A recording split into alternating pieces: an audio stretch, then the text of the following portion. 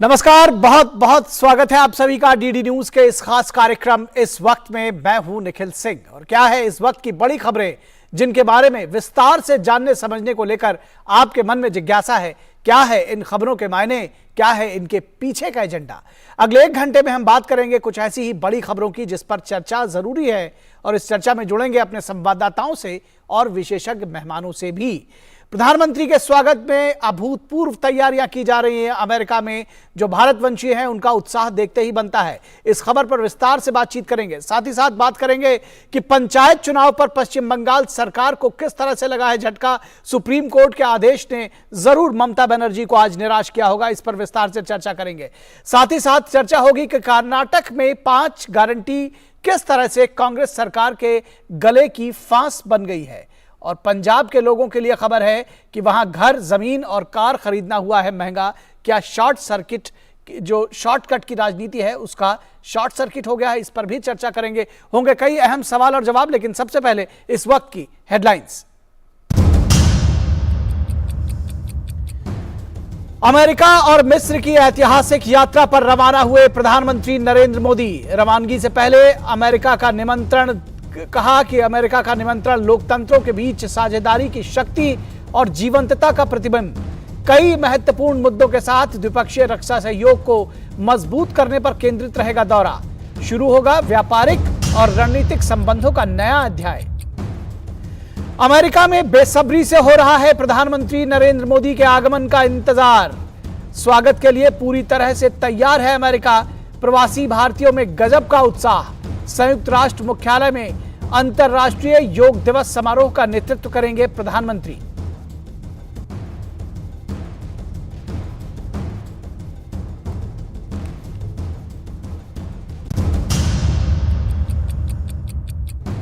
पश्चिम बंगाल में पंचायत चुनाव को लेकर राज्य की ममता सरकार को बड़ा झटका। सुप्रीम कोर्ट ने पंचायत चुनाव के मद्देनजर केंद्रीय बलों की नियुक्ति के कोलकाता हाई कोर्ट के आदेश के खिलाफ पश्चिम बंगाल सरकार और राज्य निर्वाचन आयोग की याचिका को खारिज किया।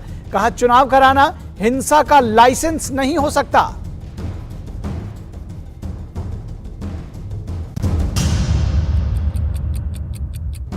कर्नाटक में 5 गारंटी बनी गले की फांस। आज कर्नाटक कांग्रेस हड़ताल पर। केंद्र सरकार पर चावल न देने का आरोप।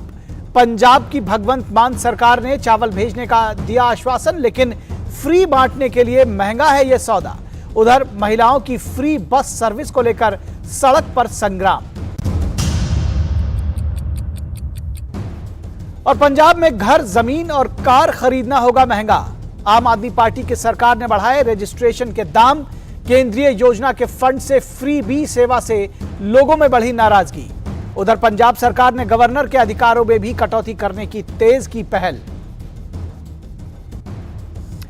तो किस तरह से प्रधानमंत्री नरेंद्र मोदी के दौरे को लेकर अमेरिका में उत्साह है, इससे शुरुआत करेंगे इस वक्त की। और प्रधानमंत्री नरेंद्र मोदी अमेरिका के दौरे को लेकर भारतवंशियों में जबरदस्त उत्साह देखा जा रहा है। प्रधानमंत्री नरेंद्र मोदी आज सुबह अमेरिका और मिस्र की 5 दिन की यात्रा पर रवाना हो गए। प्रधानमंत्री की यह यात्रा बेहद महत्वपूर्ण है। रवाना होने से पहले पीएम ने अपने बयान में कहा कि यह यात्रा भारत अमेरिका साझेदारी को मजबूत करने और इसमें विविधता लाने का महत्वपूर्ण अवसर बनेगी।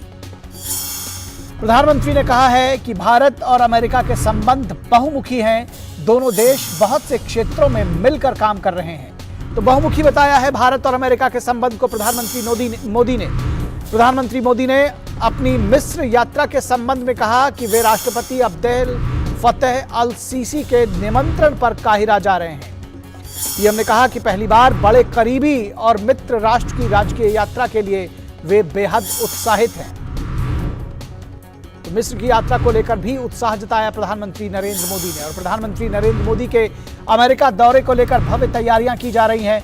भारतीय समुदाय पूरे उत्साह के साथ तैयारियों में जुटा हुआ है। महिलाएं गरबा के साथ प्रधानमंत्री नरेंद्र मोदी का स्वागत करने के लिए काफी उत्साहित हैं। नृत्य और संगीत के विशेष कार्यक्रम से स्वागत की तैयारियां की जा रही हैं। तो महिलाएं रिहर्सल भी कर रही हैं। तमाम तरह की तैयारियां जारी हैं और उत्साह का आलम यह है कि कई दिन पहले से ही सैकड़ों भारतवंशी देश के प्रमुख स्थानों पर एकत्र होकर पीएम मोदी के पक्ष में नारेबाजी कर रहे हैं। मोदी मोदी के नारे लगाए जा रहे हैं। मोदी मोदी और भारत अमेरिका दोस्ती के नारे लगाते हुए भारतीय अमेरिकियों ने ऐतिहासिक लिंकन मेमोरियल की ओर जुलूस निकाला, जहां लोग नाचते गाते भी नजर आए। इसी तरह के दृश्य अमेरिका के कई प्रतिष्ठित स्थानों जैसे न्यूयॉर्क में टाइम्स स्क्वायर और सैन फ्रांसिस्को में गोल्डन गेट ब्रिज पर भी दिखाई दिए हैं। तो 20 शहरों में कम से कम इस तरह के उत्सव जैसे माहौल दिखाई दे रहा है। वॉशिंगटन डीसी और न्यूयॉर्क में पीएम मोदी के विभिन्न कार्यक्रमों के लिए टिकटों को लेकर मारामारी है। लोगों का कहना है कि ये मोदी का जादू है। व्हाइट हाउस के साउथ लॉन में गुरुवार को आयोजित होने वाले मोदी के स्वागत समारोह में कई हजार भारतवंशियों के शामिल होने की उम्मीद है। अमेरिकी कांग्रेस के संयुक्त सत्र में पीएम मोदी का संबोधन सुनने के लिए बड़ी संख्या में भारतीय अमेरिकी अब भी टिकट की तलाश में है। वहीं सांसदों को यह तय करने में काफी मशक्कत करनी पड़ रही है कि आगंतुक दीर्घा से प्रधानमंत्री के भाषण को सुनने के लिए वे अपना एक टिकट किसे दें, क्योंकि सांसदों की ही टिकट मुहैया करा पाएंगे। वहीं अमेरिका में भारत विरोधी ताकतों का एजेंडा भी बेअसर हुआ है। मीडिया से लेकर आम लोगों तक चर्चा से गायब है भारत विरोधी अभियान। तो इसको भी समझने की जरूरत है कि किस तरह से भारत विरोधी अभियान वहां पर गायब है और प्रधानमंत्री नरेंद्र मोदी के आगमन का बेसब्री से लोग इंतजार कर रहे हैं और प्रधानमंत्री नरेंद्र मोदी का जादू इस वक्त अमेरिका में सर चढ़कर बोल रहा है। प्रधानमंत्री नरेंद्र मोदी अमेरिका दौरे के लिए रवाना हो गए हैं। पीएम मोदी की यात्रा से अमेरिका के लोग बेहद उत्साहित हैं। पीएम के दौरे पर खास बातचीत की हमारे संवाददाता अशोक श्रीवास्तव ने। आप लोग कहाँ से हैं? ये T shirt, Modi T shirt पहन के घूम रहे हैं आप लोग यहाँ पे? हम मोदी जी के फैन हैं और उनको देखने के लिए इधर आए हैं, मिलने के लिए, उनको वेलकम करने के लिए। मुझे लगा ये अमेरिका में कोई नया फैशन है मोदी टी शर्ट का। नहीं, हमें बहुत बड़ी फैन है और वो आ रहे हैं तो उनको वेलकम करने के लिए हम आए हैं। तो आप कहाँ से आए हैं? क्योंकि आप वाशिंगटन के रहने वाले हैं? नहीं, मैं आयोवा से हूँ और ये दोनों टेनेसी से आए हुए हैं। 1000 माइल दूर से आप यहाँ पर आए हैं, किस लिए? मोदी जी को सुनने देखने के लिए? देखने के लिए, एक झलक देखने के लिए। झलक देखने के लिए 1000 माइल दूर से आप आए हैं। गजब है आप लोग। ये दीवानगी क्या है भाई? नहीं, हमको बहुत मोदी साहब है। Modi is like so pride of India. हमारे प्राइड ऑफ इंडिया है और हमको प्राउड है और हम ऐसे ही प्लान कर दिया। सुना कि मोदी जी आ रहे हैं तो हम चलो जाते हैं घूमने के लिए और मिलने के लिए उनको। तो मोदी जी को देख पाएंगे, मिल पाएंगे? होपफुली हमारा ड्रीम है मिलने का। उनको देखते हैं क्या होता है। तो अगर मिल जाएंगे मोदी जी तो क्या करेंगे, क्या कहेंगे उनको? हम वही कहेंगे कीप इट अप। आपका काम हम सबको बहुत अच्छा लग रहा है। आप इधर आए, हमको अच्छा लगा यूएस में, और keep it up, good work. आप तो अमेरिका में ही बसे, लेकिन मोदी जी 9 साल में जो कुछ देश में हुआ, आपको लगता है कुछ काम? Prime minister ever Modi ji ने जो किया है अभी तक किसी ने नहीं किया है। Best prime minister ever. और हमारी गिफ्ट है, गॉड गिफ्ट कहते हैं उसको। अच्छा। जो हमको मिली है इंडिया में। He is doing very good job. ठीक है, तो अगर मोदी जी दिख जाएंगे तो आप क्या बोलेंगे मोदी जी के सामने? क्या जय भारत करके हम उनको अटेंशन करना। ऑलवेज हम उनके साथ हैं। जय हिंद, जय भारत। जय भारत और जय श्री राम। थैंक यू, नमस्ते। तो आपने देखा कि किस तरह से उत्साह है वहां पर मौजूद भारतीयों के बीच में। 1000 किलोमीटर से चलकर आए हैं और कह रहे हैं कि एक झलक पाना चाहते हैं प्रधानमंत्री नरेंद्र मोदी की। तो अगर कहा जाए कि ये मोदी का जादू है तो इसमें गलत नहीं होगा। और विशेष मेहमान हमारे साथ जुड़े हुए हैं शेखर अय्यर, सीनियर जर्नलिस्ट, इस पूरे विषय पर बातचीत करने के लिए। शेखर जी, बहुत स्वागत है आपका। और अभी जो रिपोर्ट हमने देखी कि किस तरह से लोग वहां पर टी शर्ट पहनकर मोदी की घूम रहे हैं, उसके साथ ही साथ जुलूस जैसे शक्ल में लोग इकट्ठा हो रहे हैं। 20 शहरों में इस तरह के जो लोगों के स्वतः स्फूर्त आयोजन है प्रधानमंत्री के पहुंचने से पहले ही, वो देखा जा रहा है। तो ये अगर कहा जाए कि हर बार प्रधानमंत्री नरेंद्र मोदी के यूएस दौरे पर लोकप्रियता और बढ़ रही है तो गलत नहीं होगा, क्या कहेंगे आप? बिल्कुल लग रहा है कोई उत्सव हो रहा है वहां पे। मोदी जी का आगमन के लिए इतनी तैयारी और इतने उत्साह, लगता है कि कोई बड़ा मतलब जैसा कोई दिवाली हो रहा है उधर पर। और ये पहली बार नहीं है। आपने देखा होगा प्रधानमंत्री कम से कम 7 बार गए हैं अमेरिका प्राइम मिनिस्टर की रूप में, और हर बार आपने देखा बहुत उत्साह हुआ है। इस बार इनकी प्रोग्राम इतनी टाइट है, वो ज्यादा समय नहीं दे पा रहे हमारे जो भारतीय मूल के लोगों के लिए। केवल 1 घंटे रेगन सेंटर जो वॉशिंगटन डीसी में, वहां पे कार्यक्रम आयोजित किया गया। कार्यक्रम लंबा कार्यक्रम है, लेकिन प्राइम मिनिस्टर की उपस्थिति बहुत कम है क्योंकि बहुत टाइट पैक्ड है। कल से लेकर जो जब इंटरनेशनल योगा दिवस पे वो शामिल होंगे। फिर बाद में वॉशिंगटन जाएंगे, जहां ऑफिशियल स्टेट विजिट शुरू हो जाएगा। और उसके बाद ज्यादा समय नहीं है, लेकिन उनकी इच्छा हमेशा रहती है जितना मौका मिले भारतीयों से मिले, भारतीय मुल्क लोगों से मिले। और उनकी उत्साह देखकर ही प्रधानमंत्री को और ज्यादा कमिटमेंट फील होता है कि भाई ये देश की जो आज प्रगति हो रही है, जिस दिशा में देश जा रही है, उसको लोग वहां महसूस कर रहे हैं, जो गर्व से महसूस कर रहे हैं कि आज भारत को कितने सीरियसली लिया जा रहा है। आप देख रहे हैं कि आज जिस तरह वॉल स्ट्रीट जर्नल के इंटरव्यू में ने जो बातें प्राइम मिनिस्टर रखी है जी, और साथ साथ में जो वहां पे जो मीडिया है, जो मीडिया हमेशा कठोर आलोचना करते हैं भारत को, और खास करके प्रधानमंत्री के नेतृत्व में जो भारत की जो नीतियां रही है जी, वो भी मानते हैं कि भाई भारत बहुत बदला है, बहुत आगे जा रहा है। और ये मौका नहीं खोना चाहिए अमेरिका को कि जो भी संबंध हमें बनाना है अच्छी मजबूती से बनना है, जो एग्रीमेंट होनी है वो भी होनी चाहिए। ये वो भी कहते हैं जो हमेशा उनकी मतलब उनकी पॉलिटिकली उनके खिलाफ है जी। और दूसरी चीज अभी हम देख रहे हैं कि वहां के जो भारत विरोधी ताकतें हैं उनको भी थोड़ा एक प्रकार से लग रहा है कि क्या अमेरिका ने इतना बड़ा रेड कारपेट दे दिया, स्टेट विजिट पे बुला लिया, हमारी जितनी कोशिश रही भारत को बदनाम करने के लिए, सरकार को बदनाम करने के लिए, सारा विफल रही। देखिए अभी जो सवाल किया गया था व्हाइट हाउस स्पोक्सपर्सन से कुछ दिन पहले कि भारत में डेमोक्रेसी का क्या होगा, ये सब, उसके जवाब भी आपने सुन लिया होगा कि भाई भारत में तो ठीक है डेमोक्रेसी, एकदम इट्स फुल ऑफ लाइफ, जाके देखिए।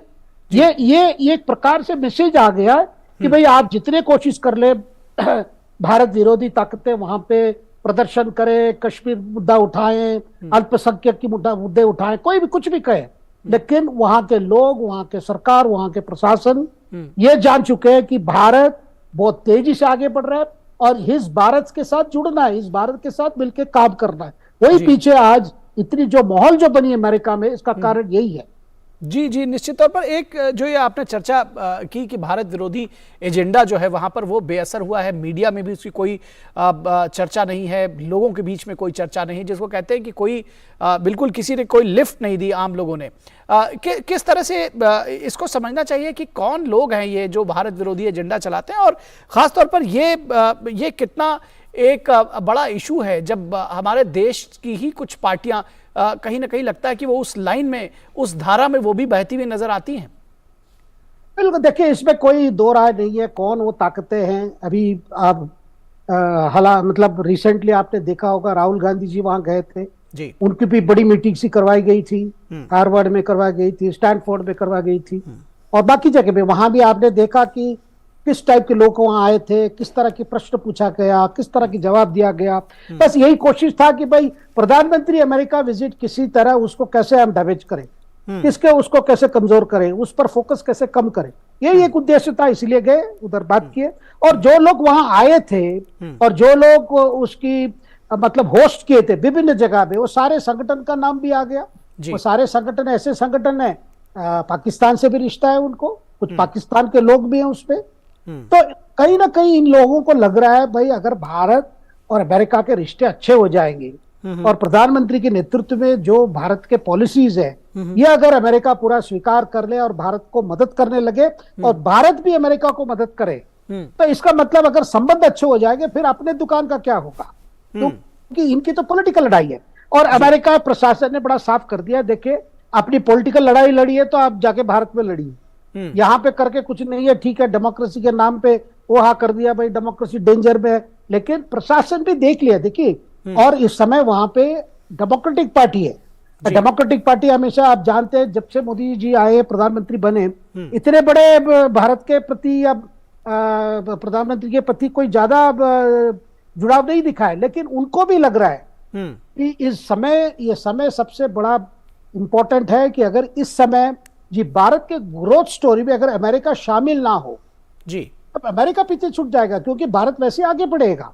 अगर जिस टेक्नोलॉजी भारत खोज में है, अपने आप डेवलप कर रही है या बाहर देख रही है, अगर अमेरिका इस समय मदद नहीं करेगा, जो बात हो रही है भाई वर्ल्ड स्टेबिलिटी, वर्ल्ड ऑर्डर, क्योंकि बड़ी साफ है कि देखिए अमेरिका को खतरा लग रहा है चाइना से।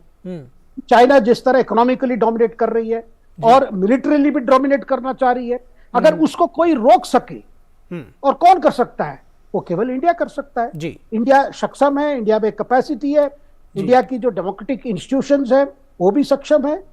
और इंडिया की जो आर्थिक, जो अभी देखे विश्व भर में आप क्या देख रहे हैं, रिसेशन की बात सुन रहे हैं आप। यूरोप में ऑलरेडी जो हालत बनी है वो देख रहे हैं, यूक्रेन की वार की वजह से और जो आर्थिक मंदी पहले ही थी उसकी वजह से। तो हर जगह देखो, जब चारों ओर जब आर्थिक क्राइसिस नजर आ रहा है, एक ही देश सामने है जो चाइना को मुकाबला कर पा रहा है, जिसकी ग्रोथ स्टोरी को लेकर कोविड से बाहर आया, वर्ल्ड से सबसे बड़ा वैक्सीन कैंपेन किया। ये सारी चीजों देखकर लोगों ने तय कर लिया, भाई ठीक है, हमें मोदी जी पसंद हो या ना हो, लेकिन हमें तो डील करना पड़ेगा उस भारत के सामने। आप आंख बंद करके ये नहीं सोच सकते भाई मतलब भारत से हम नहीं करेंगे, भारत से करना ही पड़ेगा। तो यही बात आ रही है सामने। सो जितने कल बातचीत जब शुरू होगी, जब ऑफिशियल विजिट जब शुरू होगी, बातचीत होगी, कई एग्रीमेंट्स आएंगे, उस एग्रीमेंट से बड़ा स्पष्ट होगा कि अमेरिका किस तरह देख रहा है भारत को और मोदी जी को, नेतृत्व को। देखिए एक बात बता दूं, मैं एक संक्षेप में कहना चाहता हूं, अमेरिका ने पूरा स्टडी कर लिया कि पॉलिटिकल सिचुएशन क्या है। देखिए ऐसे बड़े स्टेट विजिट से पहले उनकी स्टेट डिपार्टमेंट, उनके CIA, उनके जितने थिंक टैंक स्टडी करते हैं कि भारत की पॉलिटिक्स क्या है, आगे चुनाव है, लोकसभा चुनाव है, उसमें मोदी जी को लेकर क्या है, लोकप्रियता क्या है, आगे सरकार किसकी बन सकती है, किसकी ज्यादा चांसेस है। तो ऐसी सोच कर ही किसी को स्टेट विजिट पे बुला रहे हैं। और दूसरी बात, यूएस कांग्रेस किसी को एक बार बुलाना तो बड़ी बात है, किसी को 2 बार बुलाना। देखिए कम लोगों को, ऐसे 5-6 नेता है विश्व में जिनको उन्होंने 2 बार बुलाया, जैसे नेल्सन मंडेला, जैसे विंस्टन चर्चिल, किसी को दोबारा नहीं बुलाया कि भाई आके हमें संबोधित कीजिए। लेकिन मोदी जी को वो दोबारा बुला रहे हैं, उनसे सुनना चाहते हैं कि मोदी जी के सामने क्या विजन है वर्ल्ड स्टेबिलिटी के लिए, वर्ल्ड प्रोग्रेस के लिए। क्योंकि जब मोदी जी अमेरिका जाते हैं, UN के सामने जाते हैं या कहीं भी समिट पे अटेंड करते हैं, तब भारत की बात तो रखते हैं, लेकिन साथ में जो उनकी विजन है, विश्व के लिए जो विजन है, वो भी सामने रखते हैं। वो आज यूएस कांग्रेस दोबारा सुनना चाहता है। जी, निश्चित तौर पर यूएस कांग्रेस दोबारा सुनना चाहता है। और अगर ये कहा जाए कि जो प्रधानमंत्री का आपने कहा कि 7 बार दौरा हो चुका है, तो ये कई मायनों में खास होने जा रहा है। हम सब की निगाहें इस पर बनी हुई। बहुत शुक्रिया शेखर अय्यर जी इस तमाम बातचीत और जानकारी के लिए। और इससे पहले कि हम बात करें कर्नाटका की सियासत की और 5 गारंटी की सरकार को लेकर के कांग्रेस की सरकारी हड़ताल की, रुकेंगे एक छोटे से ब्रेक के लिए। कहीं मत जाइएगा, जल्द हाजिर होंगे। I practice yoga every day. It has nurtured and enriched my life. संग संग चलो बढ़ते रहो, योग सभी करते रहो। संग संग चलो बढ़ते रहो, योग सभी करते रहो। योग करने से स्मरण शक्ति बढ़ती है, सब आसानी से याद हो जाता है। योगा ही जीवन का एक आधार है। योग से बॉडी बहुत फ्लेक्सिबल होती है। बढ़ते रहो, योग सभी करते रहो। मैं प्रतिदिन योग करता हूँ, इसने मेरा सामर्थ्य और आत्मविश्वास बढ़ाया है। आप भी योग अपनाएं, स्वस्थ, सानंद और ऊर्जावान रहें। आयुष मंत्रालय, भारत सरकार द्वारा जनहित में जारी। वसुधैव कुटुंबकम्।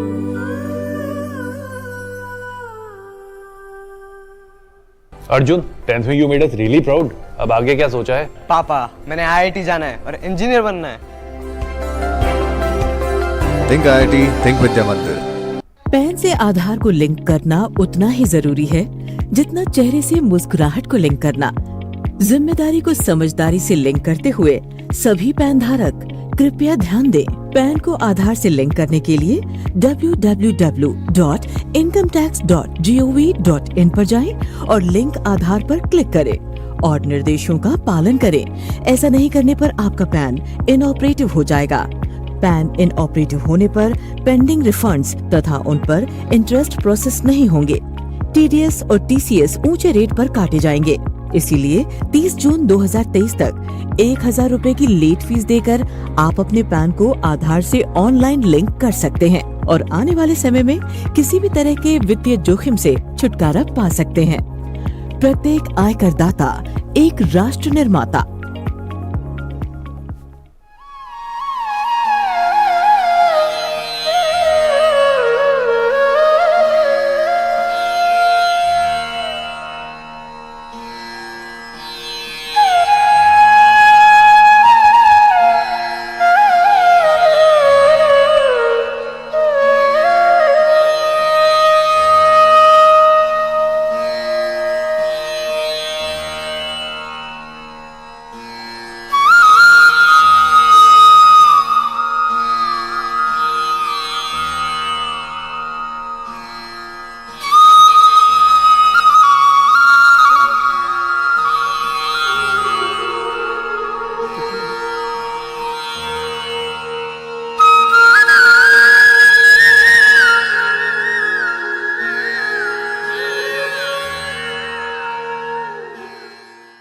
आयुष मंत्रालय, भारत सरकार द्वारा जनहित में जारी।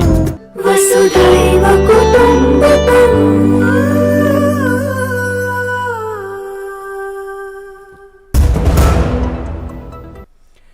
ब्रेक के बाद एक बार फिर आप सभी का स्वागत है और अब चर्चा करेंगे कर्नाटक की सियासत की, जहां 5 गारंटी को लेकर सरकारी हड़ताल है और ये हड़ताल कांग्रेस की तरफ से की जा रही है। भारी जीत से उत्साहित कर्नाटक की नई सरकार के सामने 5 गारंटी गले की फांस बनती जा रही है। किस तरह से गले की फांस बन रही है, इसको भी जानने समझने की जरूरत है। बड़ी मुश्किल से सरकार ने महिलाओं की फ्री बस सेवा को लॉन्च किया है। अब 1 जुलाई से अन्य भाग्य स्कीम लागू करनी है, लेकिन सिद्धारमैया सरकार के सामने चावल का संकट है। 10 किलो चावल मुफ्त वाली अन्य भाग्य योजना कैसे लागू होगी, ये एक बड़ा सवाल है। हर व्यक्ति को हर महीने 10 किलो चावल देने के राहुल गांधी के वादे को पूरा करना है, लेकिन चावल का इंतजाम करना बेहद महंगा है। ये 10 किलो चावल का इंतजाम कहां से होगा, ये बड़ा सवाल है। जाहिर है इसी वजह से पार्टी ने केंद्र सरकार के खिलाफ हड़ताल का आह्वान किया है, क्योंकि वो कहते हैं कि ये जो चावल है 10 किलो, ये केंद्र सरकार को मुहैया कराना चाहिए। कर्नाटक के हर जिले में कांग्रेस के कार्यकर्ता प्रदर्शन करके लोगों को बता रहे हैं कि बीजेपी इस योजना को लागू करने में मदद नहीं दे रही है और बीजेपी के चलते आप लोगों को चावल नहीं मिल पा रहा है। लेकिन केंद्र सरकार की 5 किलो अनाज देने की बात वो छिपा लेते हैं कि केंद्र सरकार 5 किलो अनाज दे रही है, ये बात वो नहीं बताते, लेकिन जिसको कहते हैं कि ये पब्लिक है, सब जानती है, क्योंकि उस पब्लिक को ये चीजें मिल रही है। इस बीच पंजाब के भगवंत मान सरकार ने कर्नाटक को चावल देने का आश्वासन दिया है, लेकिन प्रतिमाह इसके लिए 900 करोड़ रुपए जुटाना आसान नहीं होगा। उधर छत्तीसगढ़ ने भी चावल देने का आश्वासन दिया है, लेकिन राज्य सरकार पर इसका अतिरिक्त बोझ पड़ेगा, ये भी बात समझने की है। मुख्यमंत्री सिद्धारमैया ने कर्नाटक चैंबर ऑफ कॉमर्स से बिजली बिल बढ़ाए जाने के मुद्दे पर हड़ताल न करने की सलाह दी है, क्योंकि कर्नाटक चैंबर ऑफ कॉमर्स ने बिजली बिल को लेकर हड़ताल करने की बात कही है। लोगों ने इसे अपने साथ धोखा बताया है। फ्री देने से पहले राज्य सरकार जनता से वसूल रही है, तो यानी कि फ्री में कोई भी चीज नहीं मिल रही है, दरअसल आप ही से वसूल कर आपको वापस दी जा रही है। फ्री बस सर्विस महिलाओं को लागू करके सरकार ने पीठ थपथपाई है, लेकिन बसों की कमी के कारण महिलाएं भीड़ का सामना कर रही हैं। हजारों ऑटो चालक बेरोजगार हो गए हैं, क्योंकि लोग फ्री बस का इंतजार करते हैं। तो इसका कितना असर पड़ा है, यह भी समझने की जरूरत है कि महिलाएं फ्री बस के इंतजार करती हैं, लेकिन ऑटो चालक, हजारों ऑटो चालक, इस वक्त उनके रोजगार पर असर आया है। छत्तीसगढ़ सरकार से चावल खरीद पर बात नहीं बन पाई हो, लेकिन कर्नाटक की कांग्रेस सरकार ने कोयला घोटाले के आरोपी सूर्यकांत तिवारी पर लगी गंभीर धाराओं को शिथिल कर दिया है। तिवारी को मिली क्लीन चिट ईडी की जांच को प्रभावित कर सकती है, क्योंकि ईडी की जांच छत्तीसगढ़ में चल रही थी और अब जो क्लीन चिट मिलेगी वो इस जांच को प्रभावित कर सकती है। छत्तीसगढ़ कोयला घोटाला और मनी लॉन्ड्रिंग के आरोपी सूर्यकांत तिवारी फिलहाल रायपुर जेल में बंद है, लेकिन कर्नाटक सरकार ने अपने पहले की शिकायत और केस को शिथिल करते हुए उन्हें जेल से बाहर निकलने का रास्ता साफ कर दिया है। तो यह भी सवाल उठेगा कि क्या भ्रष्ट लोगों के साथ सरकार साथ खड़ी हुई है, ये सवाल जरूर पूछे जाएंगे कांग्रेस से। वहीं बीजेपी नेता अमित मालविया ने कर्नाटक के मुद्दे को लेकर ट्वीट किया है कि ये कर्नाटक के विभिन्न बस डिपोज के कुछ दृश्य हैं और ये उन्होंने कुछ दृश्य ट्वीट किए हैं, ये आपके साथ साझा कर रहे हैं। इसको देखिए। राज्य की बसों में सवार होने के लिए भारी भीड़ है, क्योंकि महिलाओं के लिए यात्रा स्पष्ट रूप से मुफ्त है। इससे लोगों को परिवहन के अन्य साधनों की व्यावहारिकता को खतरे में डालने के अलावा यात्रा करने के लिए प्रोत्साहित किया है। तो देखिए किस तरह से महिलाएं बस में चढ़ रही हैं और किस तरह से उनको जाना पड़ रहा है, ये देखने की और जानने समझने की बात है। इस मुद्दे पर बातचीत करने के लिए हमारे साथ 3 खास मेहमान जुड़े हुए हैं। हमारे साथ बातचीत करने के लिए विनोद मिश्रा, हमारे संपादकीय सलाहकार, वो जुड़े हुए हैं और उसके साथ ही साथ जीएस प्रशांत, जो कि बीजेपी के स्पोक्स पर्सन हैं। जीएस प्रशांत जी, स्वागत है आपका। और साथ ही साथ हमारे साथ राजनीतिक विश्लेषक राहुल लाल, जो कि कांग्रेस के समर्थक और कांग्रेस के नेता माने जाते हैं, वो भी हमारे साथ में मौजूद है। राहुल लाल जी, आपका भी स्वागत है।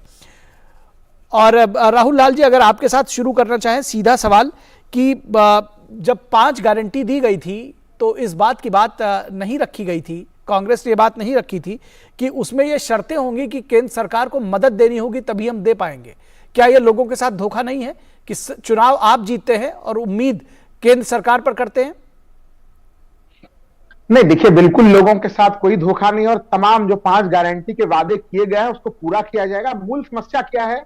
मूल समस्या यह है कि वहां पे उम्मीद यह थी हम लोगों को कि वो 40% भ्रष्टाचार वाली सरकार, लेकिन जो वहां पे जब सरकार में हम लोग हैं तो पता चल रहा है कि जो भ्रष्टाचार की गहराई है वो 40% वाली गहराई नहीं है, वो गहराई 80% वाली गहराई है। तो इसमें चावल समस्या आ रही है। चावल की बात कर रहे हैं? नहीं, देखिए चावल के मामले पर देखिए केंद्र भारतीय संविधान को अगर हम लोग देखें, सहकारी संघवाद की स्थिति है यहाँ पे। संविधान ये चीज कहता है कि अगर राज्य सरकार कुछ अच्छा चीज कर रही है उसमें केंद्र सरकार को भी सहयोग करना चाहिए, लेकिन केंद्र सरकार हर मामले में एक तरह से अड़ियल रवैया अपना के रखती है। वो चाहती है कि जो राज्य सरकार ने वादे किए हैं, जो कि जनता के लोक कल्याण के लिए वो वादे हैं, वो वादे राज्य सरकार पूरे ना कर सके। लेकिन राज्य जो कर्नाटक सरकार है वो पूरी शिद्दत के साथ लगी हुई है, वो पंजाब सरकार के साथ संपर्क में, बिल्कुल आपने सही रिपोर्ट दिखाया। छत्तीसगढ़ सरकार के साथ भी संपर्क में है, बिहार सरकार के साथ भी वार्तालाप हो रही है। चावल लाया जाएगा, चाहे जहां से भी लाया जाए, और लोगों के वादे को पूरा किया जाए। भारतीय जनता पार्टी चाहे जितना भी अड़ंगा उत्पन्न कर ले, उस अड़ंगे के सामने में वो वादे झुकने वाले नहीं है। राहुल गांधी जो वादे करते हैं उसको हर हालत में, हर स्थिति में पूरा किया जाता है, और कर्नाटक में इन वादों को किसी भी स्थिति में पूरा किया जाएगा। पश्चिम बंगाल सरकार के साथ भी वार्तालाप हो रही है चावल के लिए। तो अलग अलग राज्य सरकार जो भी है उनसे वार्तालाप चल रही है, और चावल की उपलब्धता वहां पर बिल्कुल सुनिश्चित कराई जाएगी। चलिए, ये इस पर बहरहाल सवाल एक ये भी बनता है कि जब वादा किया था तो उससे पहले क्या इन चीजों की व्यवहारिकता को नहीं समझा गया था, नहीं जाना गया था, और क्या वजह है कि अभी तक सारी जो 5 गारंटीज है वो आपकी पूरी नहीं हो पा रही हैं? केंद्र सरकार से पूछ करके वादा नहीं किया गया था। फिलहाल जीएस प्रशांत जी आपके पास आएंगे। आपको लगता है कि ये जो आरोप लगा रहे हैं और जो हड़ताल कर रहे हैं राज्य भर में, ये किस तरह से आपको लगता है कि क्या ये सही है, और केंद्र सरकार पर यह आरोप कि वो चावल का इंतजाम कराए तब ये बांटेंगे फ्री? नहीं, ये हुई ना कांग्रेस की बात। वादा तो कांग्रेस करती है, फिर बोलते हैं कि मोदी जी नहीं दे रहे, केंद्र सरकार नहीं दे रही। जो फूड सिक्योरिटी एक्ट के अंदर जो 5 किलो हर महीना मिल रहा है वो सब लोगों को मिल रहा है, क्योंकि कोविड के समय पर भी 80 करोड़ लोगों को मोदी जी ने राशन दिलवाया जी। अभी भी 5 किलो हर महीना चावल हर व्यक्ति को जो लाभार्थी है उसको मिलेगा। कांग्रेस ने चुनाव वोट बैंक पॉलिटिक्स के लिए उसे वादा किया था कि हम 10 किलो एक्स्ट्रा देंगे। जो 5 किलो केंद्र सरकार ने ऑलरेडी हर महीना दे रहा था, उसके अलावा 10 महीना जोड़ के 15 किलो देने का वादा किया था जी। अब आके बोल रहा है केंद्र सरकार हमको चावल नहीं भेज रही है, नहीं दे रही है, हम नहीं दे। वो केंद्र सरकार को पूछ के वादा नहीं किए। सिद्धरामैया जी ने लगभग 13 बजट उधर प्रेजेंट कर चुके हैं कर्नाटक में। उसको पता नहीं था क्या कहां से लेके आएंगे, पैसा कहां से लेके आएंगे, कहां से चावल उठाना पड़ेगा करके। क्यों ऐसा क्यों? जो भी राइस मिल वाले कर्नाटका में है उससे खरीदो, जो भी इधर फार्मर है उससे खरीदो। क्यों केंद्र सरकार क्यों देना चाहिए? केंद्र सरकार का इतना ये हक है कि हर राज्य को देश में जो जिस टाइम पे रिक्वायरमेंट है उस टाइम पे केंद्र सरकार दे रही है। इसी वजह से फूड सिक्योरिटी एक्ट के अंदर 5 किलो सब लोगों को दे रहा है। एक कांग्रेस ने वादा करता है, फिर ये मोहल्ला बदल के बोल रहे हैं कि बीजेपी कुछ नहीं कर रही है लोगों के लिए। क्यों? सब लोगों को अभी पता चल गया कि कांग्रेस ने क्या कर रहा है। उसका वादा गलत फहमी पे किया था करके लोगों को पता है। ये अब ये सिर्फ हटना चाहते हैं वादा निभाने के लिए। इसीलिए अब केंद्र सरकार के संविधान में कहीं पे भी नहीं है कि सिद्धरामैया और डीके शिव कुमार वादा करे और नरेंद्र मोदी उसको निभाए करके। ये किस तरीके का संविधान होता है? संविधान में ऐसा कहीं नहीं लिखा है। संविधान में फूड सिक्योरिटी एक्ट जो फूड फॉर एवरीबॉडी जो है फूड सिक्योरिटी एक्ट, उससे जो 5 किलो देना चाहिए केंद्र सरकार दे रही है। जो सिद्धरामैया जी का या डीके शिव कुमार का या जो डिस्क्वालिफाइड मेंबर ऑफ पार्लियामेंट है उसका राहुल गांधी, उसका वादे निभाने के लिए भाजपा नहीं है इधर। नहीं बिल्कुल ठीक है। चलिए ये इसका जवाब जी लोगों के लिए काम करने के लिए है। ठीक है, जो कांग्रेस कुछ देना चाहिए तो पैसा लेके आने के लिए। ठीक है, इसका जवाब राहुल लाल जी से लेंगे, जिससे भी मांग के लेके आए, हमको क्या है? जी बिल्कुल। विनोद जी आप हमें सुन पा रहे हैं? विनोद जी, आपसे अगर समझना चाहे कि ये जो पूरा जो एक फ्रीबी पॉलिटिक्स है, उसके बाद एक दूसरे के ऊपर टोपी ट्रांसफर करना जिसको कहते हैं सरल भाषा में, कि ये आप पूरे ना कर पाएं और उसके बाद केंद्र सरकार के ऊपर ठीकरा फोड़ें और उसके लिए जन जन के बीच में जाएं, आप यात्रा निकालें और धरना करें, प्रदर्शन करें, ये बिहार से लेकर के और कर्नाटक तक इस तरह की सियासत देखने को मिल रही है। एक तरफ वहां सूर्यकांत तिवारी को जो जेल में बंद है उनके मामले को शिथिल किया जा रहा है ताकि वो छूट जाए, और एक तरफ यहां पर कहा जा रहा है कि नहीं जी, चावल तो केंद्र सरकार अगर चाहेगी तो मिल पाएगा। निखिल, मैं अभी सुन रहा था जो हमारे एनालिस्ट हैं राहुल जी, उनका मैं सुन रहा था, और राहुल गांधी के बड़े से लंबे लिस्ट लेके वो आए थे। कहते तो अपने को पॉलिटिकल एनालिस्ट, और सीधे सीधे वो कांग्रेस के मैनिफेस्टो को लेके ही घूम रहे हैं। तो इन दोनों बातों में से तय करना चाहिए कि वो किस पोजीशन में बात कर रहे हैं। रही बात की वो जो बात कर रहे थे, मैं उन्हीं का जवाब दे रहा हूँ कि जो कह रहे थे कि राहुल गांधी जो वादा करते हैं उसको पूरा करते हैं, तो डेफिनेटली आपका सवाल बहुत सही था कि आपने जो पूछा था कि वादा करने से पहले कम से कम आपको अपनी वस्तुस्थिति की समीक्षा करनी चाहिए। यही बात सुप्रीम कोर्ट ने भी पूछा था। वो पत्रकार भी रहे हैं और समझदार आदमी भी हैं, और इलेक्शन कमीशन भी ये कहा था। सुप्रीम कोर्ट ने इस फ्रीवी के कल्चर को लेकर सुप्रीम कोर्ट ने स्पष्ट रूप से पॉलिटिकल पार्टियों को एक तरह से हिदायत दी थी कि आपने जो फ्रीवी बांटने जा रहे हैं उसकी कम से कम आप उसके रेवेन्यू मॉडल को भी समझिए, उसको भी लोगों के सामने में रखिए। तो उस समय तो आपने कुछ रखा नहीं, और आज जब आप ये बात करने के लिए, जब आपको लग रहा है कि केंद्र सरकार की योजनाएं जो बीजेपी प्रवक्ता बता रहे थे, गरीब कल्याण योजना, वो आप पिछले 2 साल से देखिए कि देश के 80 करोड़ लोगों को बीच में ये 10 किलो अनाज राशन कार्ड दुकानों से फ्री बांटा जा रहा है। अब उसको जो है पर हेड जो है 5 व्यक्ति का 5 किलो चावल का है जी। इसमें ये 10 किलो का ऐड करना चाह रहे हैं, लेकिन इनको सहूलियत क्या चाहिए कि वो उसी गोदाम से वही चावल खरीदना चाहते हैं जिस गोदाम से एफसीआई वहां के राशन की दुकानों को वो चावल सप्लाई करते हैं जी। अब इनके सामने में दिक्कत 10 किलो चावल जुटाने की है, तो एक बार इस मॉडल को यूपी जाके समझ लें। योगी आदित्यनाथ ने भी यही ऐसी तरह के गरीब कल्याण योजना से अलग अपने लोगों के लिए ऐसा स्कीम लगाया है। उसने तो राशन की दुकानों में उस पैकेट के साथ साथ में और जो छोटे मोटे घर की जरूरतें हैं, तेल से लेकर साबुन तक भी उस पैकेट में होता है। तो ये व्यवस्था अगर उत्तर प्रदेश गवर्नमेंट ने बगैर कोई सेंटर के मदद से की है, और उसके लिए कांग्रेस के कार्यकर्ता कहीं डिस्ट्रिक्ट में हड़ताल की तरफ, वहाँ बीजेपी के कार्यकर्ता कभी हड़ताल पे नहीं गए। उसने अपने रेवेन्यू से, अपने रेवेन्यू मॉडल पे बना के उसने इस तरह का जो आश्वासन दिया था अपने चुनावी घोषणा पत्र में, उसको पूरा उत्तर प्रदेश के सरकार योगी आदित्यनाथ ने किया है। तो ये करने में अगर उनको दिक्कत है कि छत्तीसगढ़ सरकार से जब उनकी बात चल रही थी, राहुल जी जरा सुन लें, तब तो वो कह रहे थे कि ये चावल बहुत महंगा पड़ रहा है, 65 रुपये किलो चावल वो कहाँ से बांट पाएंगे। फिर वो पंजाब सरकार के पास आए हैं। पंजाब के सरकार का ये डील भी देख लीजिए कि वहाँ के आम आदमी पार्टी का जो कर्नाटक का वहाँ पे संगठन है, उसने पंजाब सरकार से डील कराया है।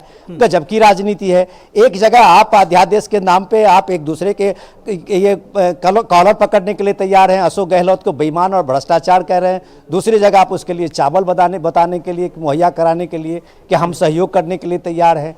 ये राजनीति तो चलती रहेगी, लेकिन जो सबसे इम्पोर्टेंट आपने बात इसमें सवाल सूर्यकांत तिवारी के बारे में रखा है। आप देखिए कि वो वहाँ के छत्तीसगढ़ के एक बड़े बिजनेसमैन, और जिनका कोल माफिया के और कोल घोटाले में सबसे बड़ा लिस्टेड वो है। अभी वो रायपुर जेल में बंद है, लेकिन अगर रायपुर उस जेल में बंद है, जिस एक्ट पर जो कर्नाटक के पुलिस ने उस पर एफआईआर की थी, जो केस दर्ज हुआ था, उस केस को ही अगर कर्नाटक पुलिस आज ये नई सरकार आने के बाद उसके उस चार्ज को खत्म कर रहे हैं कि सो दैट ईडी जब कभी अभी कोर्ट में उसके सबूत पेश करे तो उसके सामने में ये केस रहेगा ही नहीं। आप एक क्रिमिनल को बचा रहे हैं छत्तीसगढ़ के सरकार में, जिसकी अपनी एक लिंक बना हुआ है कोल माफिया और कोल घोटाले में, उसको बचाने के लिए आप तैयार हैं। छत्तीसगढ़ सरकार आपको 70 रुपये चावल कम से देने के लिए तैयार नहीं है। ये गजब के आप राजनीति को लेके, जब आप अपना अगला एक पिछला बुलेटिन पढ़ रहे थे, ये शॉर्टकट की जो सियासत है ना, ये शॉर्ट सर्किट हो गया है। यही तस्वीर कांग्रेस के जन को समझना चाहिए कि आप जिस तरह की बात, जो राहुल लाल जी जो अभी पढ़ रहे थे राहुल गांधी की फेहरिस्त, तो उनको बताइए कि हिमाचल प्रदेश में अभी तक क्या हुआ है। उनका जितना गारंटी था उस गारंटी में उसने क्या गारंटी पूरा कर दिया है? पेंशन स्कीम में सारे लोग, चाहे वो पंजाब हो या हिमाचल प्रदेश में लोग हो, अभी भी उस इंतजार में है कि वो पेंशन स्कीम से उनका फंड कब कटेगा और कब उनको जो पुराना पेंशन स्कीम जो है वो लागू होगा। उसका ठीकरा भी केंद्र सरकार के ऊपर उसका भी ठोकरा वो केंद्र सरकार पे ही फोड़ेंगे। ये एक नए तरह का ट्रेंड चला है दरअसल। ये आम आदमी पार्टी की तरफ से भी देखा गया। अभी कुछ दिन पहले हमारे यहाँ पर एक पैनलिस्ट थे, कांग्रेस की तरफ से आए थे, वो भी कह रहे थे कि भाई कांग्रेस नहीं दे रही है तो क्या हुआ, बीजेपी दे दे अपनी तरफ से। तो ये मतलब चुनाव आप जीते हैं और जो वादे वो है वो बीजेपी पूरा करेगी। राहुल लाल जी, ये जो सूर्यकांत तिवारी को के खिलाफ जो धाराएं थी उनको शिथिल करने का मामला है, ये बेहद गंभीर है। गंभीर इसलिए है क्योंकि भ्रष्टाचार का मामला है, जांच हो रही थी, हो जाने देते, दिक्कत क्या थी? जब तमाम एजेंसियां जब काम करे और वो काम कब करे, प्रतिशोध के आधार पे काम करे। कांग्रेस सरकार पूर्णतः न्याय में विश्वास करती है और भारतीय जनता पार्टी की सरकार केवल प्रतिशोधात्मक कार्रवाई करने में लगी हुई है। कैसे राहुल जी, आप सूर्यकांत तिवारी को क्लीन चिट दे रहे हैं? जेल में है, 540 करोड़ का घोटाला है। सुन तो लीजिए। अरे भाई, अगर मान लीजिए 540 करोड़ का घोटाला है, कैसे तय करेंगे? राहुल लाल जी, ये सवाल जो सारे देखिए दोनों पैनलिस्ट हमारे इस बात पे एजिटेटेड हैं क्योंकि ये कैसे तय करेंगे कि वो न्याय अदालत से तय होगा ना? न्याय तो अदालत से तय होगा राहुल लाल जी। ना, बिल्कुल न्याय अदालत तय करेगी। यहाँ पे तो बच्चा देश का जान रहा है। ईडी के जांच, ईडी कैसे जांच कर रही है, सीबीआई कैसे जांच कर रही है, इनकम टैक्स कैसे जांच कर रही है, बीजेपी शासित राज्यों में पुलिस कैसे जांच कर रही है। अगर वहां पे गलत ढंग से उनका केस हटाया गया होगा तो भारतीय जनता पार्टी के लोग जाए, कोर्ट का दरवाजा खुला हुआ है। तो जो ये सारी जांच जिनका आप बात कर रहे हैं, राहुल लाल जी, आप कहना चाहते हो कि आपका पुलिस गलत काम करेगा, केस हटाएगा, भाजपा को कोर्ट जाना पड़ेगा? बिल्कुल जाइए कोर्ट। अगर पुराने सरकार ने गलत ढंग से नहीं, आपका आपकी पुरानी बीजेपी की सरकार ने गलत ढंग से एक जीएस प्रशांत जी, पहले इनको राहुल लाल जी को खत्म कर लें दिए। राहुल लाल जी, आप खत्म कीजिए, उसके बाद मैं जीएस प्रशांत जी से जवाब लूंगा। जी, मैं एक लाइन में बोल रहा हूं कि भारतीय जो कांग्रेस की नई सरकार बनेगी वो बीजेपी की तमाम पुरानी गलतियों को भूल सुधार करने के लिए भी वो जनादेश। और अगर वहां पे पुलिस ने पहले गलत ढंग से एफआईआर दर्ज किए तो उसको सुधारने के लिए भी ये जनादेश, और पुलिस उस संदर्भ में काम कर रही है। पुलिस अगर गलत काम कर रही है तो बीजेपी के लोगों को अगर गलत लग रहा है वो कोर्ट जाए, अपना फिर से एफआईआर कोर्ट के आदेश से कोर्ट देगी तो फिर से पुराने एफआईआर फिर से बहाल हो जाएगी। इसमें क्या गलत चीज मैं कह रहा हूं? यानी कि आप अपराधियों के खिलाफ या आरोपियों के खिलाफ आप एफआईआर को शिथिल करेंगे और बीजेपी या जो दूसरे लोग हैं उनको कोर्ट जाना चाहिए आपके हिसाब से? यानी कि अदालती कार्रवाई जो हो रही थी ये उसमें बाधा जैसा नहीं है? जीएस प्रशांत जी, वही है जो कांग्रेस ने कर रही है अभी, जो एडजस्टमेंट पॉलिटिक्स करके, जो छत्तीसगढ़ से जो खोल घोटाला हुआ था 540 करोड़ का, जो एफआईआर कर्नाटक में हुआ था, एक ही तरफ जब छत्तीसगढ़ और कर्नाटक में कांग्रेस का सरकार आ गया है, उसका एडजस्टमेंट चालू। मतलब आप घोटाला किए, हम केस हटाएंगे, देख लेंगे क्या होगा करके। राहुल लाल जी को एक और बात मैं बताना चाहता हूं कि इधर बैंगलोर पुलिस एक एफआईआर हटाने से कुछ नहीं होने वाला है, क्योंकि इनकम टैक्स भी कंप्लेंट दे चुका है। इनकम टैक्स का कंप्लेंट के ऊपर भी ईडी का इन्वेस्टिगेशन चल रहा है, इसीलिए वो सूर्यकांत तिवारी जेल में ही रहेंगे। जो बैंगलोर पुलिस का एक एफआईआर हटाने से कुछ नहीं होगा, फिर भी भ्रष्टाचारियों को सपोर्ट करने में लिए कांग्रेस क्यू में पहला खड़ा होंगे। जब कांग्रेस जो भी भ्रष्टाचारी है, कांग्रेस क्यों में पहले खड़ा होकर बोलती है मैं हटाता हूँ। मंदिरों में भ्रष्टाचार हो रहा है, वहां पे किसको पकड़ा है आपने जरा बता दीजिए। भ्रष्टाचार के मामले में इतना संघर्ष कर रहा है प्रशांत जी। लेकिन इस तरह से देखिए, जब आरोप लगाए जाते हैं इसी तरह से, एक महीना में पुलिस ने इतना जांच कर दी। ये सवाल दरअसल ये भी उठ रहा है राहुल लाल जी, सवाल ये भी उठ रहा है कि एक महीने के अंदर पुलिस ने जांच कर ली और जांच करके उनके खिलाफ एफआईआर शिथिल कर लिए।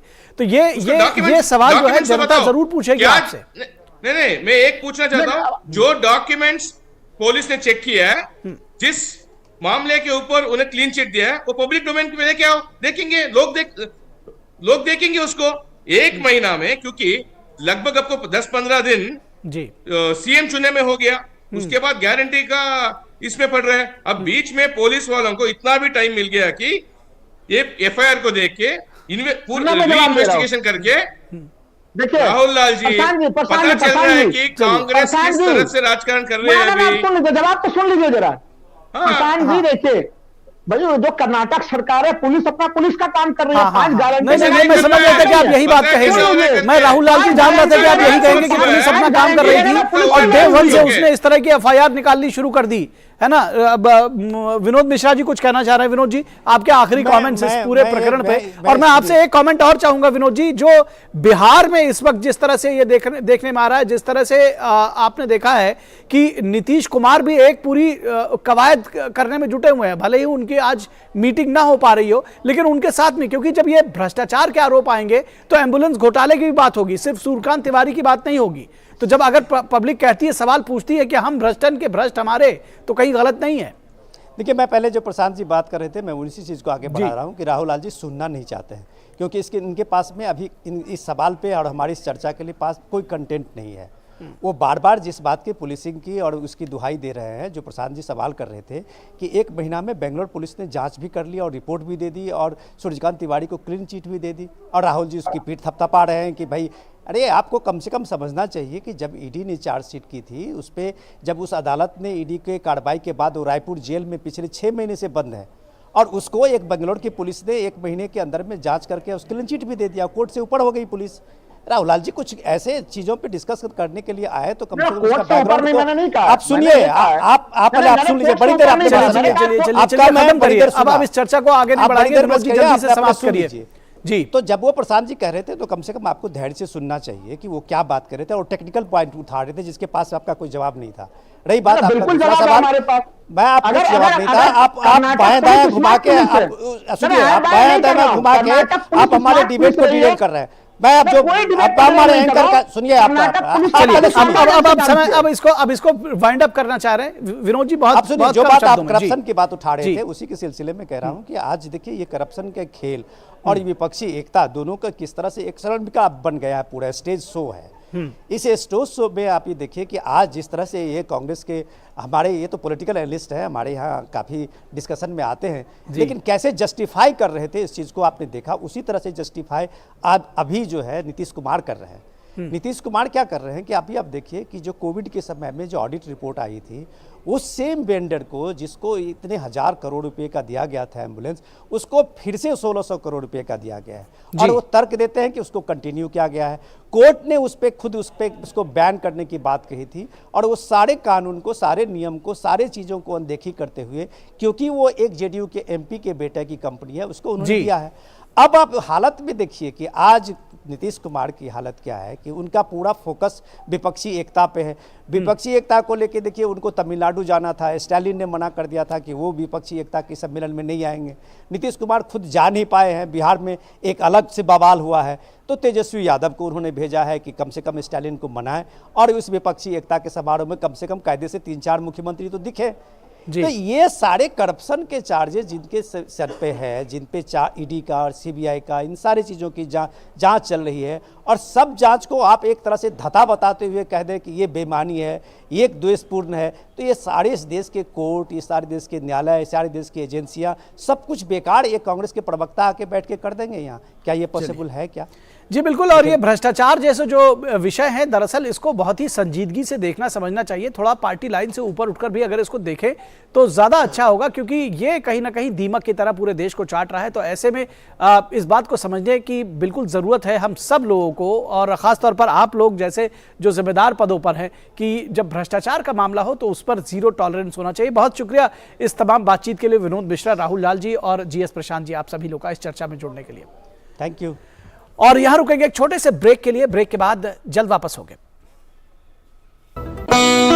ऋषि मुनियों की दीर्घ आयु का योग है आधार, स्वस्थ तन और मन से बदले जीवन का आकार, करे योग रहे निरोग, बीपी शुगर मोटापे को योग ही घटाए, दिल की बीमारी और तनाव भी छूमंतर हो जाए, योग और ध्यान है समाधान, करे योग।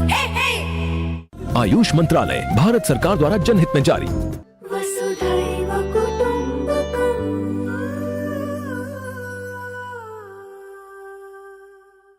अर्जुन 10th में you made us really proud. अब आगे क्या सोचा है? पापा, मैंने IIT जाना है और इंजीनियर बनना है। थिंक IIT, थिंक विद्या मंदिर।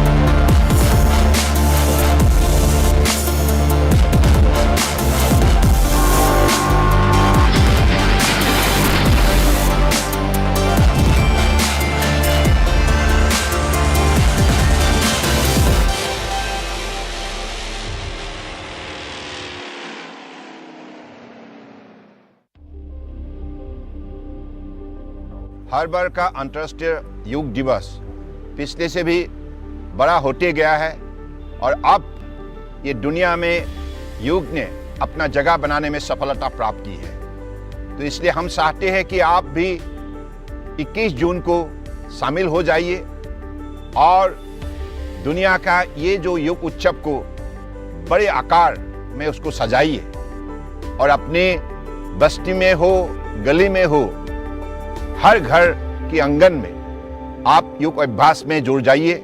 योग सारे दुनिया को जोड़ते हैं, सारे भेदभाव को मिटाते हैं। अंतर्राष्ट्रीय योग दिवस ने ये साबित किया है कि ये दुनिया को जोड़ सकते हैं और ये भी साबित किया है कि योगा फॉर वसुधैव कुटुंबकम। आयुष मंत्रालय, भारत सरकार द्वारा जनहित में जारी। वसुधैव कुटुंबकम।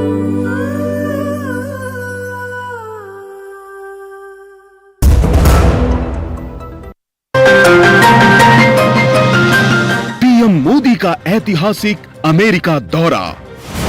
अमेरिका है तैयार, अब पीएम मोदी का इंतजार। अमेरिकियों पर चढ़ा पीएम मोदी का खुमार। पीएम मोदी की यात्रा से जुड़ी हर छोटी बड़ी खबर सीधे न्यूयॉर्क और वॉशिंगटन डीसी से हमारे संवाददाता बताएंगे दौरे की हर तैयारियां।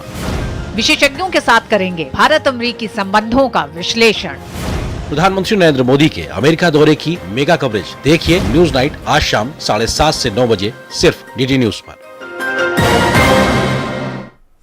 ब्रेक के बाद एक बार फिर आप सभी का स्वागत है और अब बात करेंगे पंजाब की सियासत की, जहां पर पंजाब में शॉर्टकट की राजनीति में हो रहा है शॉर्ट सर्किट। पंजाब में अब घर, जमीन और कार खरीदना महंगा होगा। आम लोगों पर इसका सीधा असर पड़ेगा। तो महंगाई कहीं ना कहीं पंजाब में अलग से निश्चित तौर पर इसका असर आएगा, लोगों की जेबों पर इसका असर आएगा। घर, जमीन और कार खरीदना महंगा होगा क्योंकि राज्य सरकार रजिस्ट्रेशन एक्ट 1908 और इंडियन स्टैंप ड्यूटी एक्ट 1899 में संशोधन करने जा रही राज्य सरकार। अब किसी भी व्यक्ति द्वारा घर या वाहनों के लिए कर्ज लेने पर उसे रजिस्टर्ड कराना जरूरी होगा।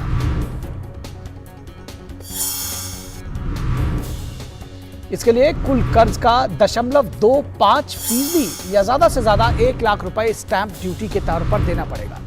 तो स्टैंप ड्यूटी के तौर पर 1 लाख रुपए तक देने पड़ सकते हैं। इसके अलावा पावर ऑफ अटॉर्नी के जरिए संपत्ति के ट्रांसफर पर 2% स्टैंप ड्यूटी भी देनी होगी। स्टैंप ड्यूटी एक्ट 1899 में संशोधन होगा। तो सरकार को उम्मीद है कि ऐसा करने से लगभग 500 करोड़ रुपए से अधिक का राजस्व मिलेगा। तो राजस्व जरूर मिल सकेगा, लेकिन लोगों की जेब पर असर पड़ेगा इसका सीधे तौर पर। केंद्र सरकार ने पंजाब के लिए 438 करोड़ रुपए नेशनल हेल्थ मिशन के लिए रिलीज किया था, जिसे पंजाब सरकार ने नाम बदलकर फंड का इस्तेमाल मोहल्ला क्लिनिक में किया था। सीएम भगवंत मान देश के सभी टीवी चैनल्स पर मोहल्ला क्लिनिक की सफलता को प्रचारित करने के लिए उन्होंने करोड़ों रुपए खर्च किए थे। लेकिन जिस मोहल्ला क्लिनिक की बात हो रही है, इन क्लिनिक के लिए एक भी डॉक्टर की नियुक्ति नहीं हुई थी, लेकिन बड़ी संख्या में डॉक्टर्स को अस्पतालों से हटाकर मोहल्ला क्लिनिक पर ड्यूटी में लगा दिया गया था। अब जाकर के स्थिति को शायद थोड़ा ठीक किया गया था, लेकिन स्थितियां कितनी गंभीर हो चली थी उस दौरान ये आपको याद होगा। तकरीबन 3 लाख करोड़ से ज्यादा के कर्ज में डूबे पंजाब में 97% बिजली कंज्यूमर्स की बिजली फ्री है, जबकि स्कूलों की बिजली सही समय पर भुगतान न होने के कारण काटी जा रही है। तो दोनों तरफ का जो बैलेंस है इसको समझने की जरूरत है। जाहिर है फ्रीबी की योजनाओं को अमली जामा पहनाने के लिए फंड की जरूरत है और ऐसे में तमाम तरह के करों में बेतहाशा वृद्धि करनी पड़ रही है। और इस पूरे विषय पर बातचीत करने के लिए हमारे साथ हमारी संवाददाता आकांक्षा सक्सेना मौजूद हैं, उनसे बात करेंगे चंडीगढ़ में। आकांक्षा, किस तरह से इस जब सीधे तौर पर कहा जा रहा है कि जो शॉर्टकट की सियासत थी उसका अब शॉर्ट सर्किट हो रहा है और तमाम तरह से फंड्स को लेने के लिए जो तमाम फ्रीबीज हैं उनको लागू करने के लिए अब येन केन प्रकारेण पैसा इकट्ठा करने की मुहिम में जुटी हुई है सरकार, और उसके लिए तमाम करों में वृद्धि की जा रही है। जब इलेक्शंस में आई थी तो उन्होंने बहुत सारे वादे करे थे, बहुत सारे फ्रीबीज के वादे करे थे, और वो फ्रीबीज के वादे पूरे करने में कहीं ना कहीं देखा जाए तो पंजाब के पास ना तो पहले भी पैसा था और ना ही अब पैसा है। पर वो फ्रीबीज किस तरीके से पूरी कर सकते हैं?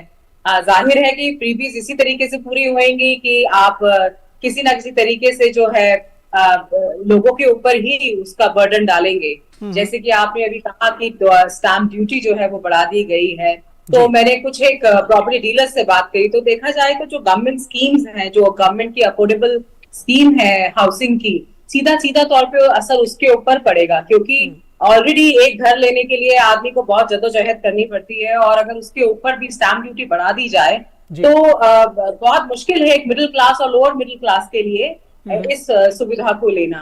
आप बात करें अगर हम हेल्थ सिस्टम की, तो जैसे कि आपने बताया निखिल की बिना किसी नियुक्ति के इन्होंने मोहल्ला क्लिनिक जो खोले थे उसमें से जो पहले से सीएचसी पीएचसी थी वहां से स्टाफ जो है वो मोहल्ला क्लिनिक्स में दे दिया गया था, और पैसे का भी मतलब देयर वाज नॉट कोई इंफ्रास्ट्रक्चर क्रिएट नहीं किया गया था मोहल्ला क्लिनिक पहले खोलने से।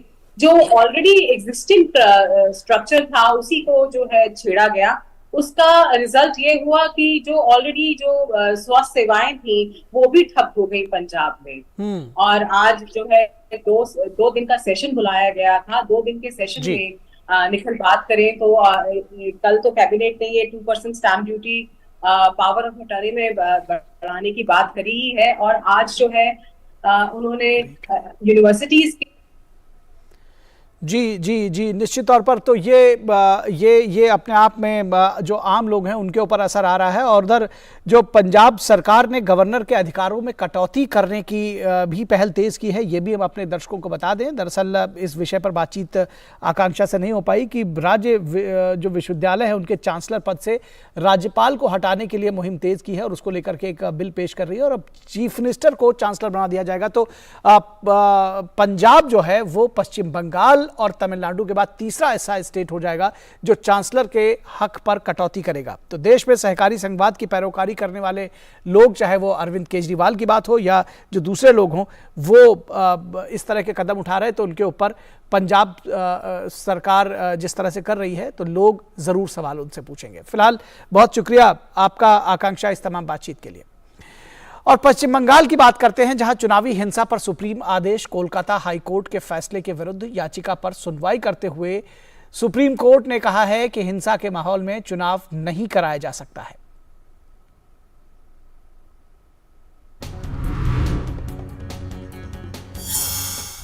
आठ जुलाई को पश्चिम बंगाल में होने वाले पंचायत चुनाव को लेकर सुप्रीम कोर्ट ने कोलकाता हाईकोर्ट के आदेश में दखल देने से मना किया है। सुप्रीम कोर्ट ने माना कि बंगाल में चुनावी हिंसा का पुराना इतिहास रहा है। सेंट्रल फोर्स से चुनाव कराना हाईकोर्ट ने जरूरी समझा है। चुनाव निष्पक्ष और स्वतंत्र होना चाहिए।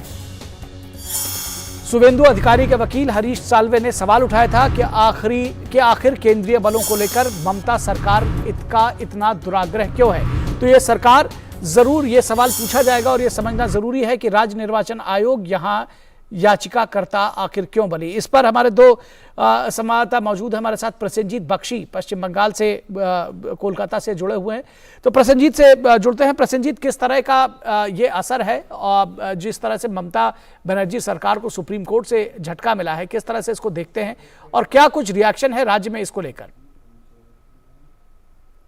नहीं, देखिए, जो गांव के लोग हैं जो इस चुनाव में अपना मतदान करेंगे वो काफी खुश है, क्योंकि जिस तरह से पिछले कई दिनों से करीब 10 दिनों से 6 से 7 मॉडल हम देख चुके हैं अलग अलग पॉलिटिकल पार्टी के, तो लोग डरे हुए थे। लोग ये चाहते हैं कि हम जो मैं पहले 2-3 दिन से बोलने की कोशिश कर रहा हूं, गांव के लोगों का ये कहना है कि हम कम से कम मतदान केंद्र तक जाके अपना वोट अपने हाथ से डालें। और वैसे ही लोग डरे हुए हैं क्योंकि इस बार ये जो पंचायत चुनाव है, ये पंचायत चुनाव बैलेट पेपर में होने जा रहा है। काफी दिनों के बाद ये बैलेट पेपर में होने जा रहा है, और बैलेट पेपर में चुनाव और उसके बाद गिनती में किस तरह की हिंसा, ये हम पहले से ही जानते हैं। तो अब लोग यही चाहते थे कि कम से कम जो सेंट्रल पैरामिलिट्री फोर्स है वो पहुंचे हमारे गांव पे और हमारी सुरक्षा निश्चित करे और हम मतदान केंद्र तक जाके मतदान करें।